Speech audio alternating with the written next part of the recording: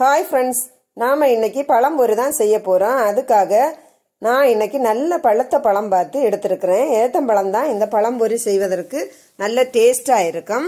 நான் அதுக்காக 4 பழம் எடுத்திருக்கேன். இந்த பழத்தை எல்லாத்தையுமே தோல் எல்லாத்தையும் நீக்கிடலாம். இப்போ இதை குட்டி குட்டி பீஸாக கட் பண்ணி எடுத்துக்கலாம். நீட்டமாகவும் கட் பண்ணி எடுக்கலாம். அது நம்மளோட விருப்பம்தான். நான் இன்னைக்கு குட்டி குட்டி பீஸாக தான் கட் பண்ணி எடுத்திருக்கிறேன். இப்படியே எல்லா பழத்தையும் குட்டி குட்டி பீஸாக கட் பண்ணி எடுத்துக்கலாம். எல்லா பீஸையுமே கட் பண்ணி எடுத்தாச்சு. இப்போ மாவு ரெடி பண்ணணும். கொஞ்சமாக மைதா மாவு, கொஞ்சமாக அதில் மஞ்சத்தூள், 3 ஸ்பூனு சீனி சேர்த்து கொஞ்சம் கொஞ்சமாக தண்ணி சேர்த்து இதை நல்லாவே கரைச்சி எடுத்துக்கலாம். கட்டி எதுவுமே இருக்கக்கூடாது. நம்ம பஜ்ஜி மாவு பதத்துக்கு இதை நல்லாவே கரைச்சி எடுத்துக்கலாம். பாருங்க, இந்த மாதிரி தான். இப்போ ஒரு கடாயை அடுப்பில் வச்சு கடாய் சூடானதும் எண்ணெய் விட்டுக்கலாம். எண்ணெய் சூடானதுமே நாம் கட் பண்ணி வச்சிருக்கிற பழத்தை ஒன்று ஒன்றா இந்த மாவில் முக்கி இந்த எண்ணெயில் போட்டு பொரிச்சு எடுத்துக்கலாம்.